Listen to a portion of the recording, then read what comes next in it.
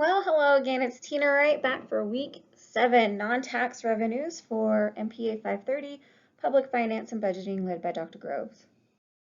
As an overview, we will be going over non-tax revenues. And first, let's define some of those revenues. User fees and charges are payments for the use of something the government owns or for a service that the government provides. Examples include national parks admissions, insurance premiums, or postal service charges. Fines, of course, are a penalty for the violation of public policy. So anytime you violate public policy, you have to pay a fine or a fee. Public monopolies are revenues generated from services that the government provides, generally utilities like trash, sewer, water, power. And intergovernmental services are revenues earned from providing services to other governmental agencies such as county or federal. An example would be a mosquito abatement program, either warehousing vehicles or aircraft. And grants. Grants are allowances of funding from other governmental entities. There are a couple of different types of grants. The categorical grant is one that is provided for a specific purpose, something similar to like wastewater grants for improvement of a wastewater system in the city. Block grants are more general purpose funding, usually used to support initiatives in the community such as health, community development, emergency management, and to aid the needy.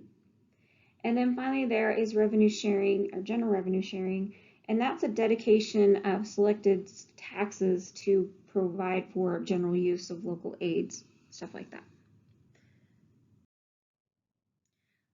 Once again, we're revisiting the city of Slidell, Louisiana.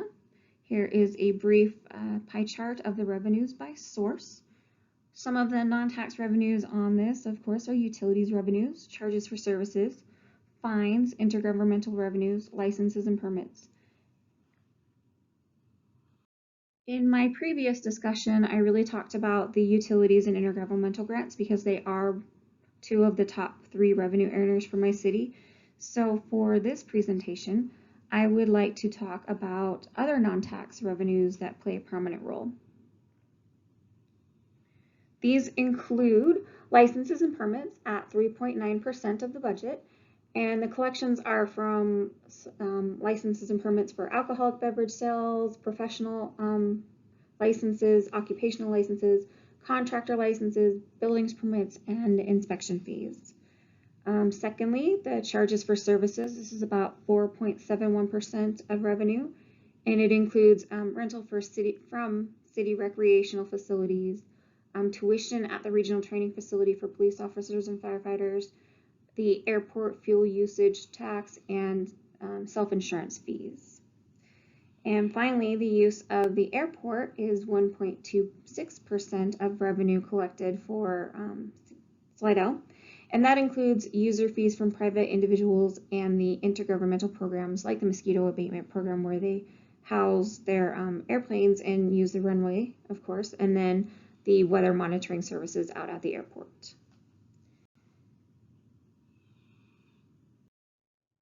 So based on my overall review of tax revenue and non-tax revenue, I would recommend that the city kind of look into finding a better balance in regressive and progressive taxation. Nearly 40% of their revenue comes from sales tax, which is highly regressive, and they are conveniently located to where most of the city's residents don't have to pay for this tax. But I mean, it's still a regressive tax, and it does affect the population. So my suggestion or observance here is that the city could institute a city income tax to add progressivity, to its tax structure. If they add it to the state claim, it would be easy to collect, and it would maybe they could even add in a flat fee or something that's a little bit more equitable and better serves the population. Thanks, everyone. That's it for this class of my presentations, probably. It's been a pleasure. I hope to see you in additional courses in this program. Bye-bye.